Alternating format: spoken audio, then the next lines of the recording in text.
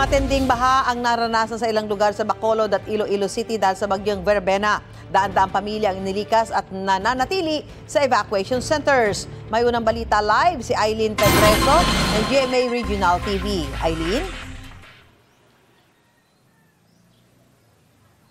Susan, naging kalmado na ang panahon dito sa Bacolod City at ilang bahagi ng Negros Occidental mula kagabi. Pero di pa munang pinayagang makabalik sa kanilang mga tahanan ang mga inilikas na mga residente mula sa naranasang pagbaha kahapon.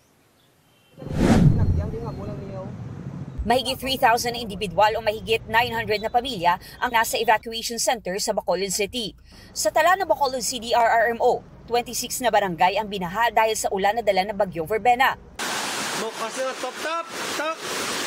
Isa sa mga pinakanapuruhan ay ang barangay Mandalagan. Sa videong kuha ng residente, tila rumagasang tubig sa ilog ang bahang pumasok sa mga bahay. Sa barangay 39, sa bubong muna na natili ang ilang residente hanggang dumating ang rescuers. May mga bahay namang tinangay ng baha sa barangay 40. Masakit eh. Bisan isa, wala kami may na hawas, gitinan balay namon.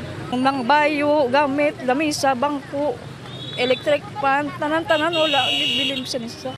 Ang mga taga-barangay Singkang Airport sa simbahan muna tumuloy. Tiyan ka pangadaan.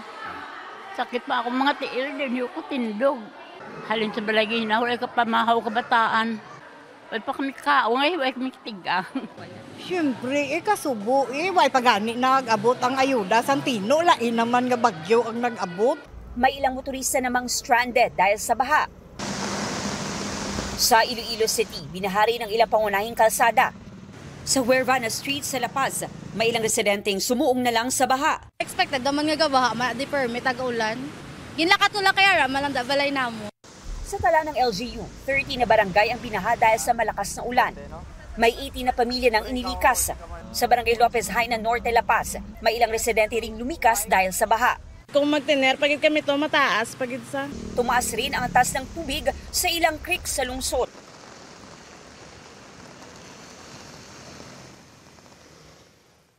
Susan, magdamag na nagsagawa ng clearing at flushing operation ng LGU sa mga binahang kalsada para madaanan na ng mga motorista. Sa huling tala ng LGU, mahigit 2,000 mga pamilya ang kasalukuyang nasa evacuation center sa mga oras na ito.